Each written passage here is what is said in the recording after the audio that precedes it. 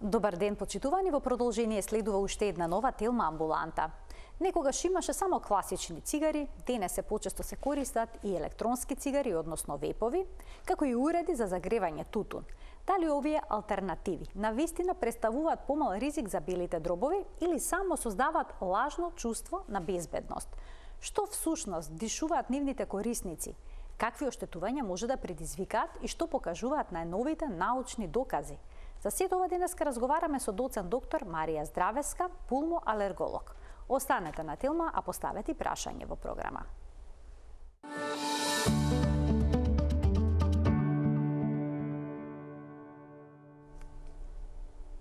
Во денешната Телма амбуланта ќе зборуваме за електронските цигари и нивното влијание врз белодробното здравје со доцент доктор Марија Здравеска, специјалист по пулмологија и алергологија од Универзитетската клиника за пулмоалергологија. Докторке, добар ден, добре дојдовте во Телма амбуланта. Добар ден, благодарам на поканата. Во последните години електронските цигари стануваат се попопуларни, особено помеѓу младите. Што говори вашето искуство? Дали се соочувате во вашата практика токму со ова? Секако, за жал, не само во нашата практика на работа, туку секаде каде и да стапнете во државава, ќе видите дека електронските девајси или инструменти за користење за злоупотреба на никотин и тутун се веќе присутни на секаде и како и се рекламираат и се продаваат најслободно. Во секој маркет, во секоја трафика се присутни овие предмети кои што се продават, да кажам, како основни намирници, со еднаков третман. Многумина велат, јас не пушам, јас вејпам. Но што внесуваат корисниците на овие уреди во белите дробови? Со вепот, со електронските цигари? Што внесуваат, мислам дека многу ќе се исплашат. Секако дека чадот кој што се произведува со горење на цигари е многу штетен, тоа го знаеме сите. Содржи повеќе од некои 7000 хемиски материи, од кои што најмалку 70 се карциногени. Меѓутоа, докажано карциногени, за другите веројатно и немаме се уште докази. Меѓутоа, и во еден момент пред 10 години кога излегоа овие електронски цигари како со некаква реклама дека тие всушност ќе им овозможат на корисниците на никотин да го користат никотинот, да го конзумираат никотинот, но еве од штетните материи ќе се ослободат. За жал тоа апсолутно не е точно. Тоа е само еден маркетиншки трик, практично, и што се докажа и со многобројни студии кои што го испитуваат овој чад кој што се ослободува. Практично тоа, извинете, не е чад, туку евапорат кој што се ослободува од овие електронски цигари, без обзир дали се тоа хиц цигарите кои што го загреваат тутунот или се оние вейп, нели, како што спомнавте, кои загреваат некаква течност која што содржи никотин. Многу бројни студии има и хемиски и медицински кои што има докажано дека составот на овие кој што се ослободува со користење на овие инструменти практично е не помалку токсичен и не помалку содржи бројни хемиски материи кои што не се наменети и не се направени да бидат вдишувани. Некои од нив маркетиншки исто така како маркетиншки трик се презентирани како нешто што е веќе познато, веќе се користи за конзумирање. Тука е трикот, бидејќи тоа се дел од нив, значи оние кои што доведуваат до придонесуваат да се направи некаков вкус на ванила, на ова, на она, не знам што. Значи тоа се супстанци хемиски кои што се безбедни за ингестирање, значи за примање преку гастроинтестиналниот тракт, значи за јадење, да кажеме, меѓутоа не се наменети и не се нештетни кога се вдишуваат. Има многу голема разлика дали ќе ги конзумирате како прехранбени продукти и како состав на некој прехранбен продукт или ќе ги вдишите. Значи нашите бели дробови не се направени да можат да се одбранат од вдишување на нечист воздух. Тие се природно создадени да треба да вдишуваат чист воздух. И нивните можности да се одбранат од нечист воздух се минимални. Практично навистина се многу мали. Заради што било што е нечист воздух и се вдишува во белите дробови, се таложи во белите дробови и предизвикува хемиски и физички и имунолошки, односно биолошки реакции и многу долгорочни последици во структурата и во здравието на самите бели дробови. На која температура работат овие уреди, овие електронски цигари? И што значи високата температура за на она што се вдишува за белите дробови? Исто така еден маркетиншки трик. Значи, обичните цигари согоруваат тутун. И при тоа согорување се ослободува чад, како што реков преиска, се ослободува чад и тој чад содржи разни хемиски материи кои што се штетни и карциногени. Трикот беше на компанијата која што ги произведе овие инструменти, дека сега ние веќе тутунот нема да го гориме и нема да се направи чад, бидејќи го согоруваме на 350 степени Целзиусови и тука не се создава чадот, туку чадот се, да кажам, се разградува и директна комбустија настанува на тутунот. И ние, она што беше нели во рекламите на времето кога излегува, вие не гледате чад и затоа тој не постои. Но не гледате чад, не значи дека не гледате, односно нема хемиски елементи внатре и хемиски молекули. Значи тие постојат, тоа се растворувачите во кои што тој тутун е припреман, тоа се материите на кои што им се додава со кои што се додава некаков вкус, значи тоа се исто така хемиски материи, тоа се носачи кои што се и самите состојки на самиот тутун, како што е никотинот и така натаму. Зборуваме за овие цигари кои што се нели хиц, со кои што тутунот се загрева на многу висока температура. За разлика од тоа има инструменти кои што загреваат, како што кажав, некаква течност која што содржи тутун и уште пострашно, некои од нив содржат и други елементи на опојни дроги, како што е канабис, на пример, па човекот може и да не знае дека конзумира некоја опојна дрога. И тие практично работат на тоа што на висока температура се загрева течност. Белите дробови исто така не се направени да вдишуваат ниту огромна количина на течност, ниту загреана течност уште помалку. Значи таа загреана пареа која што влегува во белите дробови, дури да не содржи никакви други хемиски материи, е доволна да ги оштети белите дробови. Со самата температура и со самото присуство на таа водена пареа. Дополнително разни пропилен гликол, да не ги редам хемиските, значи меѓу нив има, да кажеме, глицерин, пропилен гликол, формалдехид, ацеталдехид, многу докажани карциногени материи, како што е диосмин, диацетил и така натаму. Значи, бројна една листа на материи кои што се докажани дека со спектрофотометриски и други методи, со студии постојат во кои што практично е докажано и потврдено присуство во издишаниот воздух на човек кој што ги користи овие инструменти или при самото согорување на тие инструменти, дека практично во воздухот се ослободуваат сите овие хемиски материи кои што се докажани карциногени и докажано го оштетуваат ткивото на белите дробови. Дали постојат одредени заболувања на белите дробови кои што директно се поврзуваат со користењето на овие уреди? Па, со користење на тутунот има многу, повеќе од 15 карциноми и повеќе од 20 хронични заболувања и акутни, кои што се јасно поврзани и тоа го знаеме со согорување на обичните или оние традиционалните цигари, да кажам. Користењето на електронските цигари во прв момент беше презентирано од тутунските компании кои што ги произведуваат како алтернатива, безбедна алтернатива да се конзумира никотин.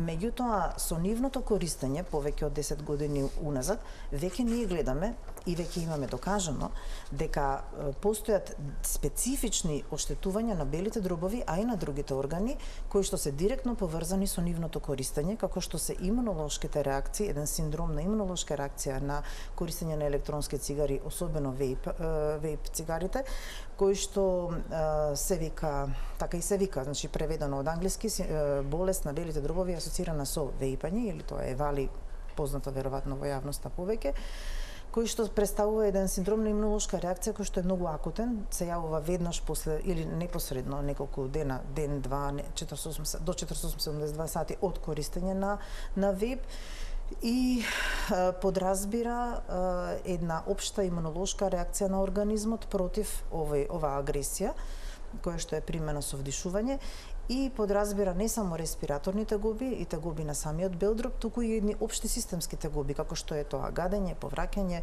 тремор, тахикардија, многу системски може дури и температура да даде, системски проблеми, но најтежок е синдромот на белите дробови, на акутно оштетување на белите дробови, и пациентот дури може да заврши на пулмолошкиот оддел, дури во интензивна нега, заради тоа што белите дробови нагло не можат, значи акутно се заболуваат и не можат да ја вршат својата функција на ослободување од токсичните гасови, односно вдишување на кислород, доволни количини на кислород, донесување на доволни количини на кислород во организмот. Така што пациентите... Дали може да му се случи на млад човек кој што е здрав? Многу почесто и на млади луѓе. Значи тоа е типично, се случува кај млади луѓе по 35 години, најчесто, и веќе се реферирани пациенти кои што само во Соединените Американски држави во претходниот, да кажам, период испитуван, година или две, се повеќе од 3000 луѓе се хоспитализирани во интензивна нега заради евали, и опишани се повеќе од 70 смртни случаи заради оваа ситуација. Значи тоа е многу сериозна состојба. Тоа што можеме да прочитаме дека дошол до колапс на белите дробови, тоа е тоа или не? Не доаѓа до колапс на белите дробови, доаѓа до практично оштетување на површината на белите дробови, која што е респираторна, на дишната површина на белите дробови. Значи се уништува површината на белите дробови, која што треба да ја прави таа размена на гасови, која што е основната дејност на белите дробови. Оставува трајни последици? Може би да животот загрозувачка состојба? Може да остави трајни последици, особено ако не се јави пациентот на време на првата пулмолошка служба или ако не биде аплицирана правилна терапија во непосредно, да кажам, непосредно по појава на тегобите. Колку повеќе е тој распон до појава од појава на тегобите до аплицирање или започнување со адекватна терапија, толку поголема е веројатноста да останат трајни последици. Други, исто така опишани, веќе се почесто се зборува за болести асоцирани со конкретно користење на електронските девајси, е бронхиолитис облитеранс, или тоа што на нашите имиджинг методи, значи на компјутер, на рентген, се гледа како мали точкасти промени на белодробието, опишани како белодробие кое што личи на пуканки, се тоа нели е на социјалните мрежи англиска терминологија, да. Меѓутоа во суштина се работи за една позната болест, бронхиолитис облитеранс, која што е многу ретка кај луѓето воопшто, а се е посебно асоцирана и се јавува се почесто сега кај луѓето кои што користат електронски цигари.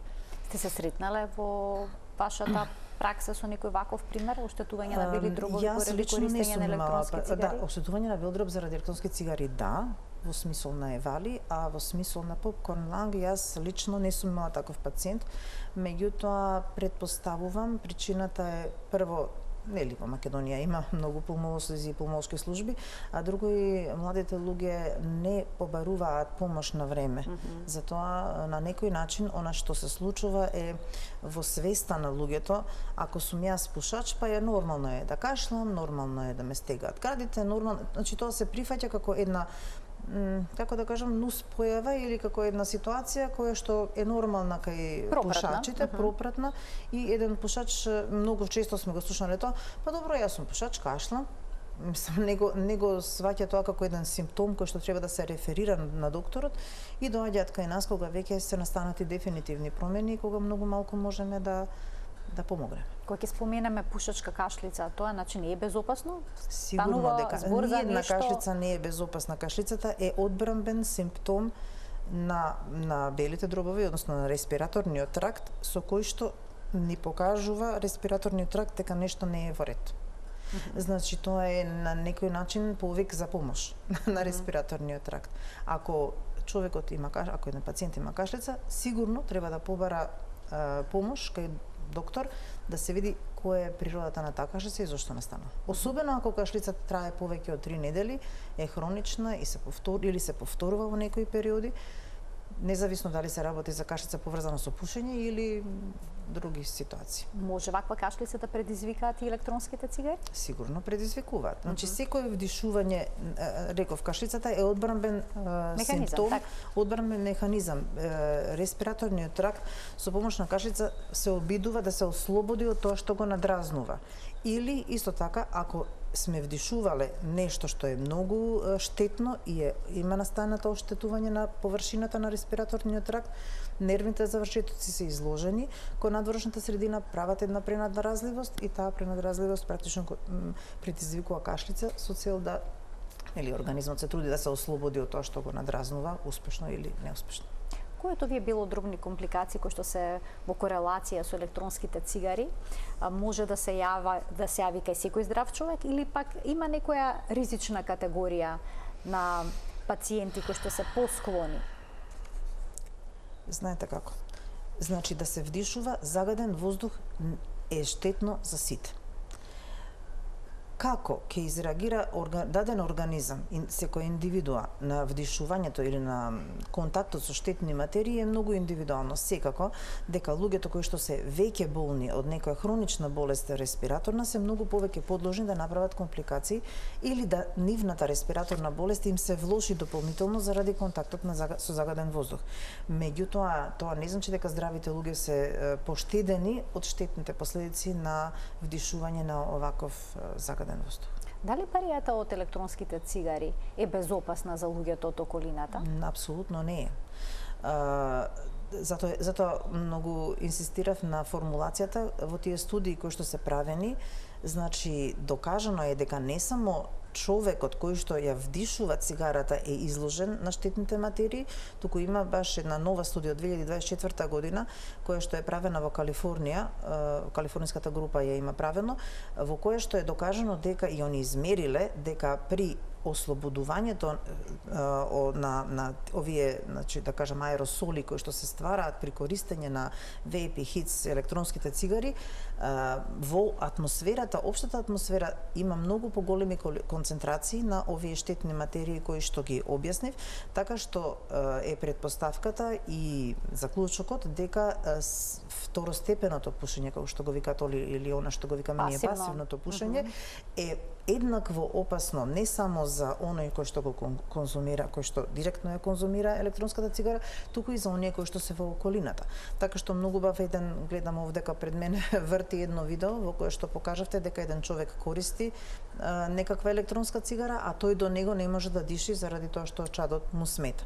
Значи тоа е класична ситуација, особено кај нас е многу честа, заради тоа што никако нашиот закон не ги препознава и не ја регулира употребата, односно злоупотребата на овие инструменти, ниту од аспект на употреба лична, ниту од аспект на пасивно пушење, односно на употреба во околината, ниту од аспект на маркетинг, ниту од аспект на продавање, ниту од аспект на забрана на нивно користење. Значи нашата легислатива за жал воопшто не ги препознаваше до сега, не ги коментираше на никаков начин, заради што овие сите електронски девајси, заради што тие зема огромен замав на нашиот пазар и меѓу другото стана една од најупотребуваните инструменти и начини на злоупотреби на никотин помеѓу нашата млада популација, која што не само што ги користи редовно, не само што ги користи масовно, туку уште ги доведе на ниво на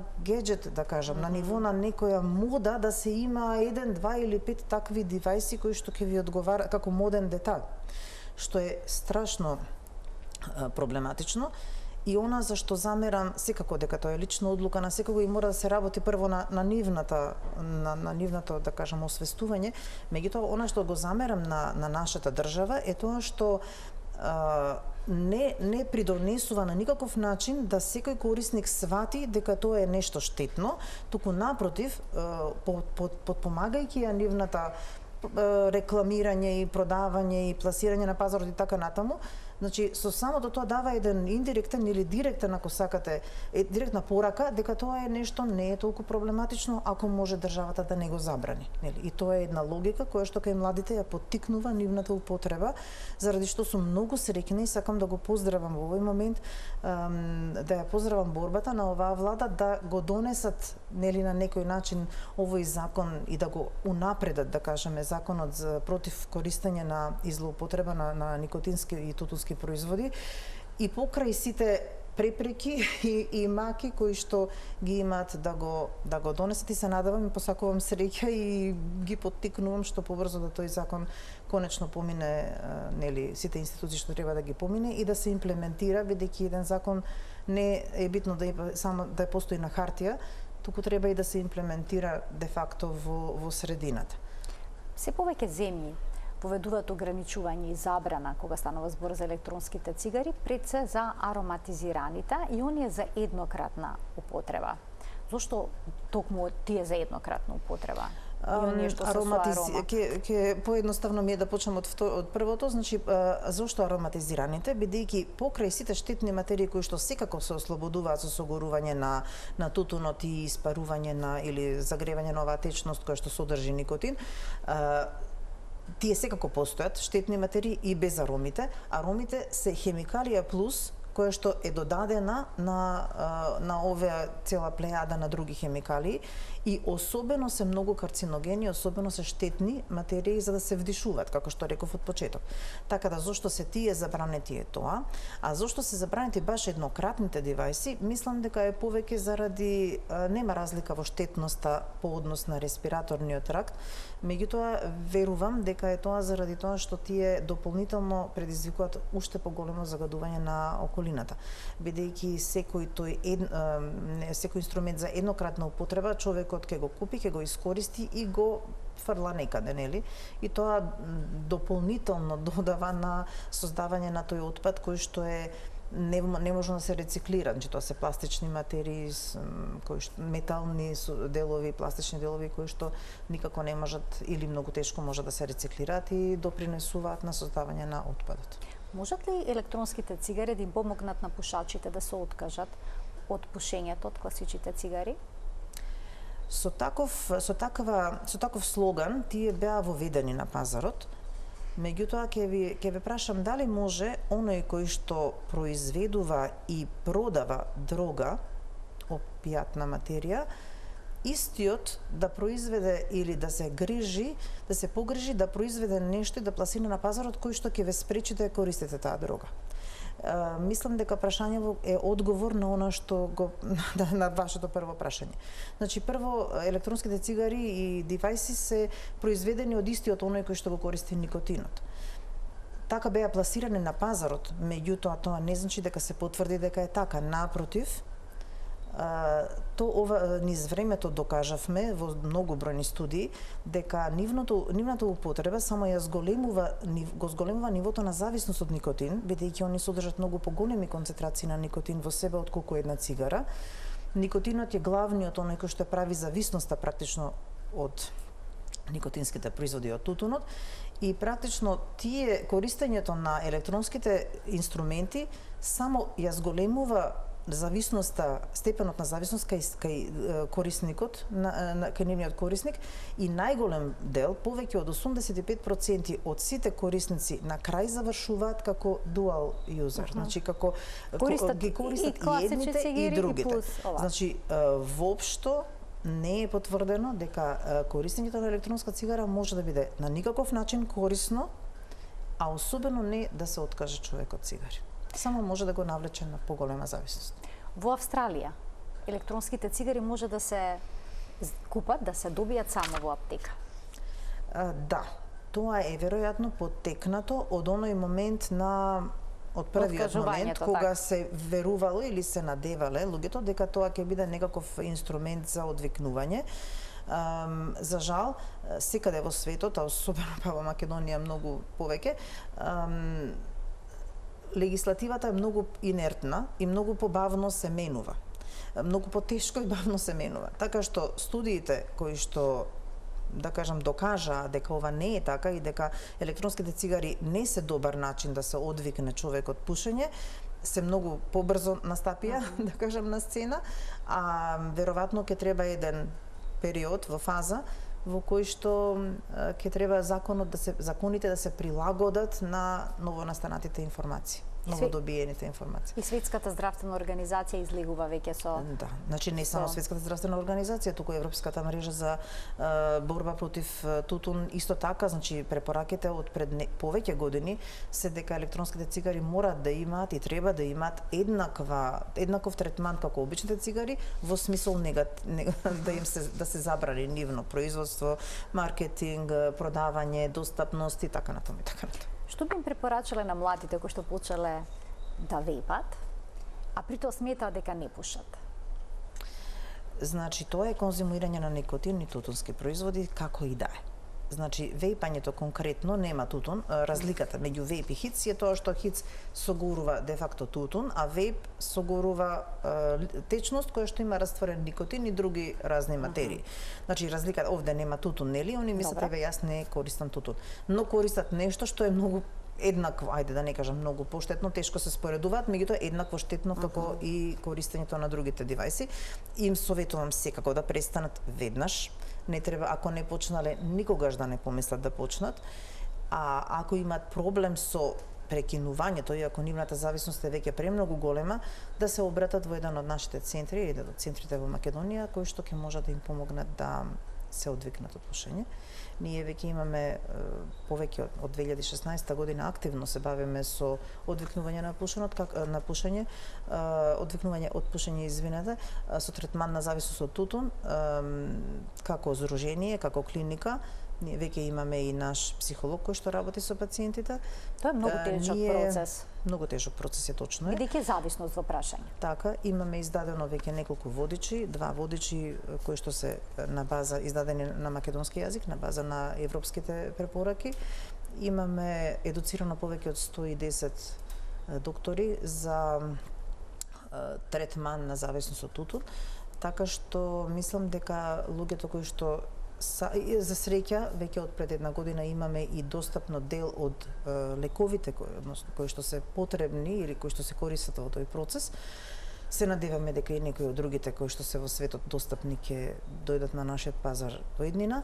Така што имаме инструменти со кои што можеме да им помогнеме на луѓето ако решат, но мора да решат, нели? Мора да биде лично одлука дека сакат. Во нашата средина да стане пушењето неприфатливо, социјално неприфатливо, општествено неприфатливо, од страна на државните инструменти и легислатива неприфатливо, и на крај да луѓето сватат дека тоа е навистина штетно и да побараат помош за да може да се откажат од пушење. Некои податоци вела дека повеќе од 50% од нашето население 48,6% се податоци од официјални податоци од Светска здравствена организација, од кои што голем процент од млади луѓе, недозволиво голем процент од млади луѓе, и се почнува со пушење веќе од 9 годишна возраст во просек, што е страшно, навистина е, мислам, многу страшно. Се пуши секаде, например, мене еве го овој клип што го гледам јас, се надевам дека и гледачите може да го видат, мене лично ми се случи оваква слична ситуација во театар, на театарска представа, кога човек пред мене во тек на представата почна да користи електронски девајс и јас го замолив дека ве молам, тоа е театар, ако може да не пушите, и он ми одговори не е забрането. На што јас навистина немав аргумент. Навистина не е забрането во нашата средина. Нашата држава веќе се уште, се надевам ќе се смени тоа, не ги третира електронските цигари како нешто што е неприфатливо. Така што мислам дека ние сите сме криви. Сите треба да реагираме на секој на својот начин, во рамките на своите можности, да овој момент се исправи што побрзо. Ќе ги вклучиме гледачите. Почитувани, од овој момент емисијата е контактна. Можете да се јавите на телефонскиот број на телевизија Телма, да споделите можеби некој ваше искуство со сето ова за кое што говориме, секако и да поставите прашање кое што се однесува за белодробното здравје и цигарите. Сега преминуваме на класичните цигари. Дали класичните цигари оставаат исто, знаеме дека оставаат трајни последици, но дали ке сите пациенти ќе доведат во одреден период од животот до, да речеме, хронична обструктивна белодробна болест? Може ли некој да пуши со години и да не му е ништо? Може. Има такви примери и тие примери го поттикнуваат мислењето кај народот дека еве, не знам, тој што го знам пушеше цел живот, па ништо не му беше. Има такви луѓе, и како што има луѓе кои што во епидемија на ковид нема да добијат ковид, или во епидемија на туберкулоза нема да добијат туберкулоза, меѓутоа ние не знаеме кој од нас ќе биде тој.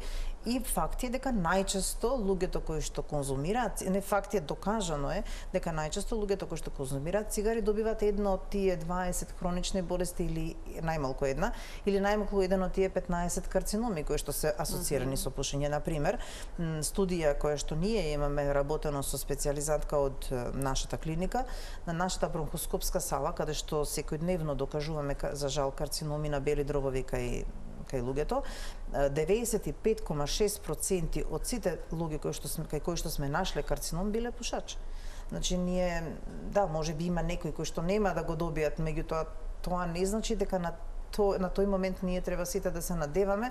Може би јас ќе имам среќа да играм руски рулет и дека ќе пушам и ни една од овие болести нема да ги добијам. Значи сите овие болести, хронична обструктивна белодробна болест, белодробен карцином, церебрално-васкуларни инзулти, инфаркти, атеросклеротична болест, карцином на дојка, карцином на простата и така, да не ги редам, карцином на многу, реков, повеќе болести, сите тие се докажано поврзани со епидемиолошки, големи епидемиолошки студии, поврзани со конзумирањето на тутун и на цигари. Ако ние се надеваме дека може би, како стварно тоа е руски рулет. Мислам, вие можете да живеете во таква заблуда, меѓутоа дека дали ќе бидете баш тој на кој што тоа нема да му се случи, не знам. Јас не би ризикувала, искрено. Како докторот може да му помогне на пациентот кој што веќе развил ваква болест да ги остави цигарите, бидејќи сме сведоци? Пациентите имаат тешки диагнози и понатаму си палат цигара. Велат не може да ги остават. Прво може, да, верувам дека е тоа многу тешко. Како секоја зависност е многу тешко да се откажете од неа. Мислам, тоа е класична зависност. Навистина луѓето имаат проблем. Тоа е медицински проблем. Во светот денеска пушењето се препознава како болест, не како појава, туку како болест. Тоа се пациенти кои што имаат проблем, пациенти кои што имаат сигурно болесна зависност, а може би и најверојатно некои од другите хронични болести кои што се проследени од таа или последица на таа зависност. Постојат разни методи, како што кажав, тоа се веќе има и водичи, мислам, медицински процедури кои што се етаблирани. Значи прво и основно мора човекот да препознае дека има проблем и да посака да го реши. Значи тоа е најважната работа. Втора работа, има лекови со кои што ние можеме да, односно, прво има психолошка една постапка, психолошка припрема, со која што припрема и третман психолошки, со кој што ние помагаме да помине низ тој процес на ослободување на оваа зависност.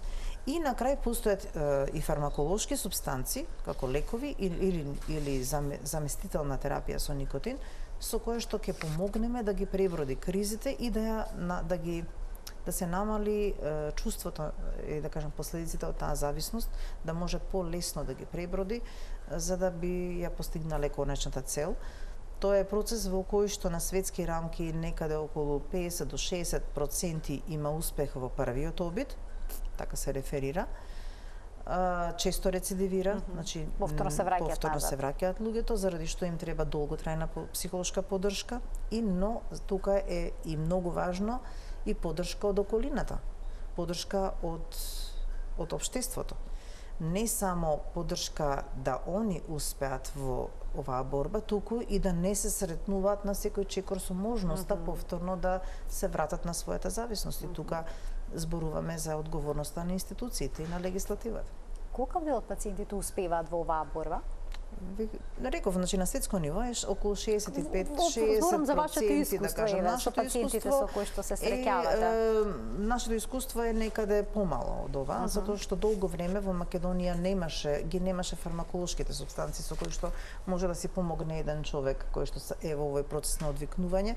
Некои од луѓето може да ги набават од околните земји, меѓутоа сега веќе се надеваме дека ќе имаме многу поголем успех заради тоа што ги има, подостапни се, да кажам, никотински препарати, мастики и така натаму.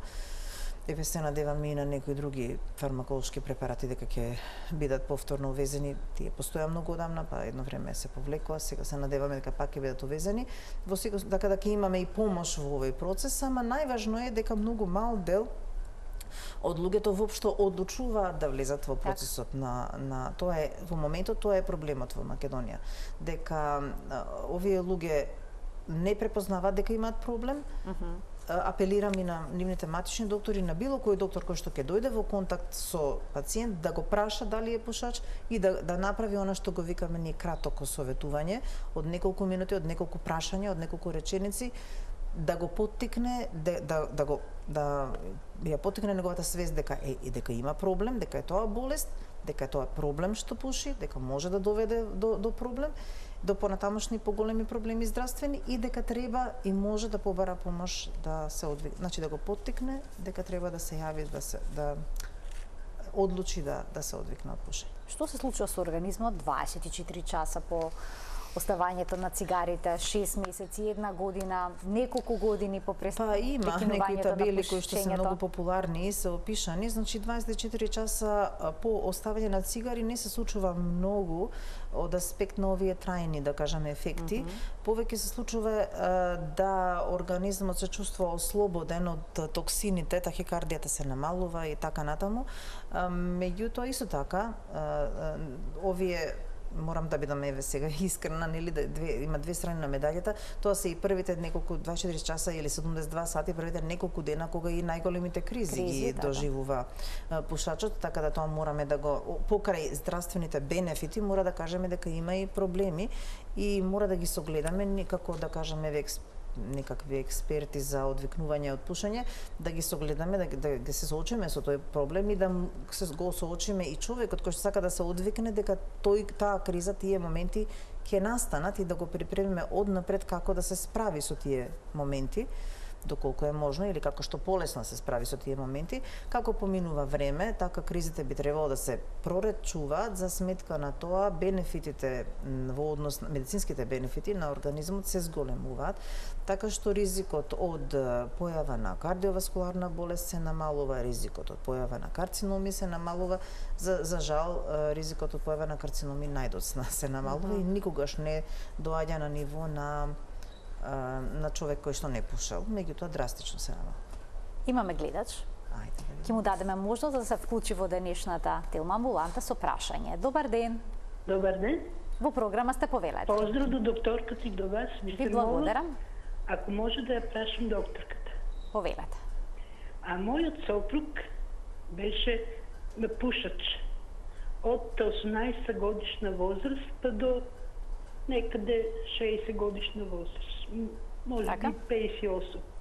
Престана со пушењето и потоа на 74 години почина од карцином на белите дробови. Дали има тоа влијание? И уште едно прашање ве молам. Овие не електронските цигари што се, има некои, јас не сум запознаена, што ги стават меѓу вусата на непцето. На тоа содрживо никотин. Дали тоа многу штетно, ви се молам ако можете да ми одговорите. Така, ви благодарам за овие две прашања. Да, особено благодарам за второто прашање. Значи, да, за жал, она што луѓето малку го поврзуваат со појава на карциномите како последица од пушењето е тоа што ефектот на пушењето за карциногенеза, за создавање на карциноми, тоа не е нешто акутно, не е ќе пушам денес и утре ќе добиам карцином. Тоа е еден кумулативен ефект, значи се насобира тој ефект и цигарите делуваат не само како со своите бројни карциногени, туку и со ослабувањето на имунолошкиот механизам да ја препознае малигната клетка и да ја уништи. Значи на двата начини ја зголемуваат можноста да се развие и да почне да расте еден карцином во организмот на еден човек. Се мисли дека 15 до 20 години тој процес од прекинувањето на пушењето се уште постои ризик да се развие карцином. Иако, како што реков, никогаш не се изедначува ризикот со луѓето кои што никогаш не пушале, така што многу голема веројатност има дека карциномот на бели дробови кај еден пушач е предизвикан заедно со некои други, веројатно генетски склоности, бил предизвикан од долгорочниот пушечки стаж. Тука е важно и колку време траело тоа пушење, колкава количина на цигари биле пушени на ден и така натаму, меѓутоа во принцип да, веројатно е поврзан. Што се однесува до никотинските кесички. Никотинските кесички.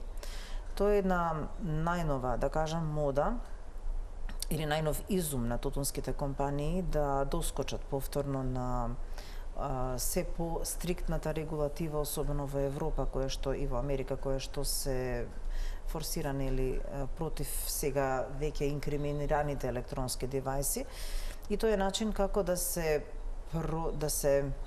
протури, да кажам, некаков не знам никако да го кажам, некаков девајс, некаков инструмент со кој што ќе содржи никотин, со кој што вие ќе го ја поттикнете или продолжите зависноста кај луѓето за никотин, а сепак ќе успеете да најдете некаква кривина помеѓу се поригорозните легислативи кои што се против електронските инструменти.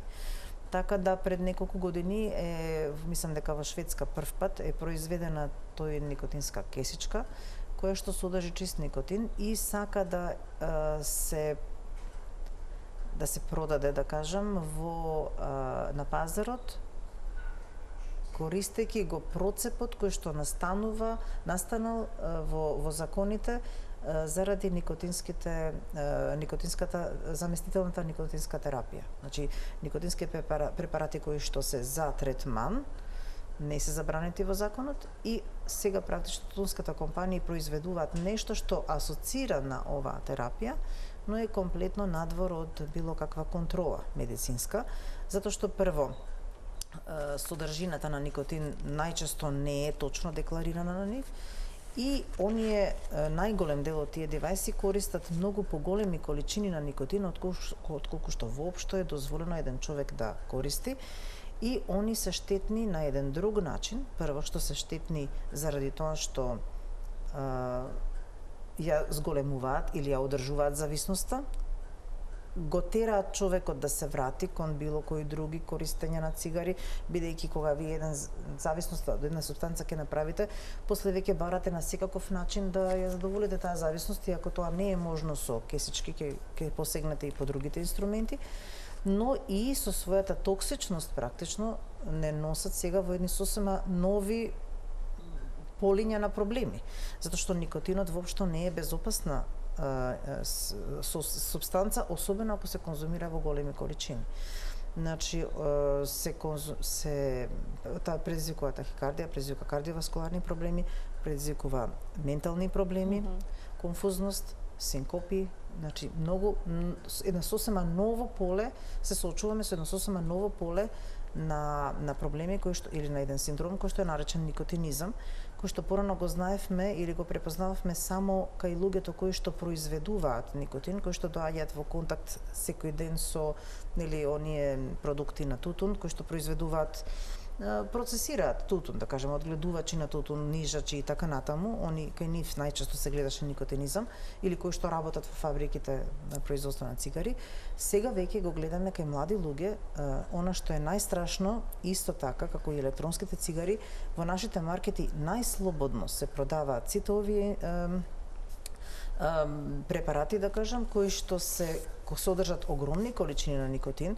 Ако, за пример, една цигара која што ќе купите во било кое производство содржи пола до 1 милиграм никотин, во една кесичка има од 3, 5, 11 до 17 милиграми, значи како една кутија цигари да сте испушиле една таква кесичка, тоа е огромна доза на никотин, предизвика огромна зависност, но прави и други медицински проблеми.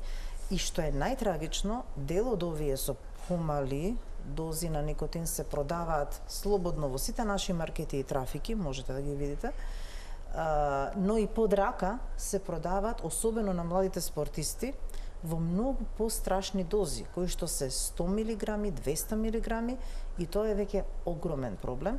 Се продаваат како еден вид на модерен допинг, за спортистите за да постигнат поголеми резултати или полесно да ги постигнат нели резултатите во нивните спортски активности.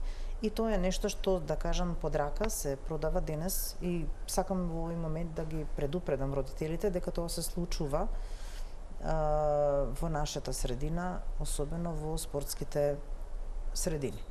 Така на многу работи треба да се внимава и е многу страшно. Уште еден гледач ке вклучиме. Добар ден. Ало? Во програма сте, повелете. Добар ден. Добар ден.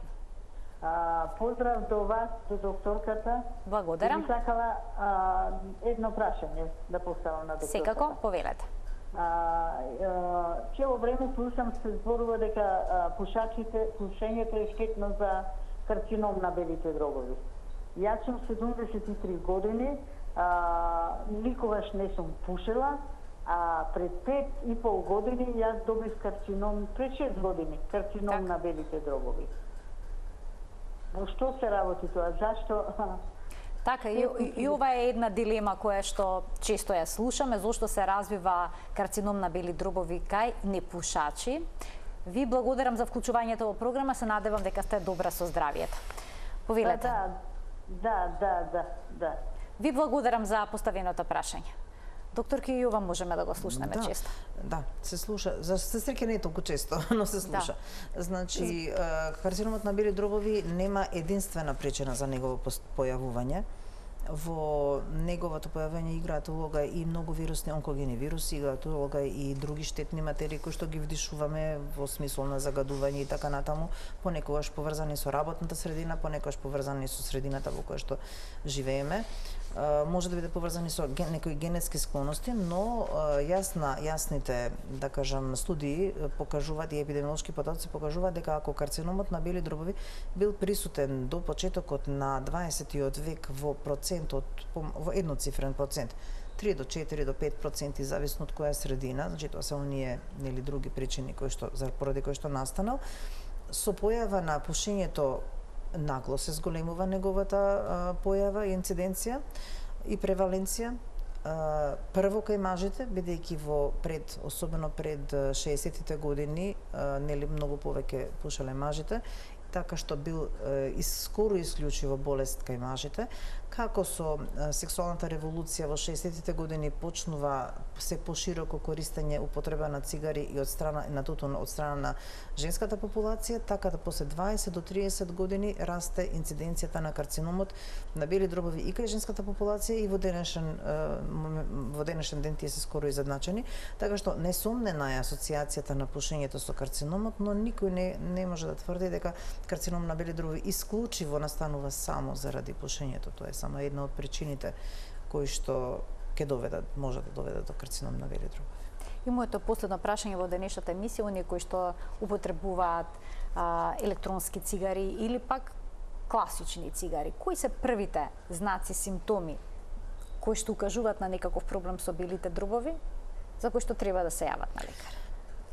Сите пациенти, сите луѓе, не само оние кои што користат тутунски производи, а особено тие што користат тутунски производи, доколку почувствуваат стегање или свирање во градите, глад за воздух или тешко дишење, замор при движење, без разлика дали тоа нарамно или при совладување на некои стрмнини, скали или угорници, доколку се јави кашлица, особено ако таа кашлица е хронична, трае повеќе од 3 месеци и е асоцирана со искашлок, дали е тоа зеленкаст, жолт или нарочно ако се работи за крвав искашлок, или ако има некаква болка во градите, поврзана или не поврзана со дишење, веднаш треба да се јават кај, или најбрзо можно, да се јават кај нивниот доктор, кој што матичен или било кој доктор кој што се грижи за нивното здравје, за да се види дали постои некаков навистина проблем кој што е поврзан со нека хронична болест и понатаму да се процедурира дијагностички и тераписки пациентот. И понатаму да се работи, да се најде системско решение, да се намали бројот на пушачите. Да, тоа е многу комплексен проблем во едно општество. Значи почнува од легислатива, од третман на општеството, од едукација на здравствениот персонал и на персоналот кој што работи во настава, за уште од најмали нозе да се сите ние да работиме заедно, да имаме една иста цел, а тоа е да укажеме на целата популација од најмали нозе колку е штетно пушењето и како да се справиме, да го намалиме најмногу можно. Јас ви благодарам многу за вашето денешно гостување во Телма амбуланта. Ви благодарам и на вас за приликата. Ви благодарам уште еднаш, се надам дека повторно ќе се видиме, а ќе им се заблагодарам и на гледачите што денеска беа заедно со нас. Почитувани, ви посакувам пријатен ден.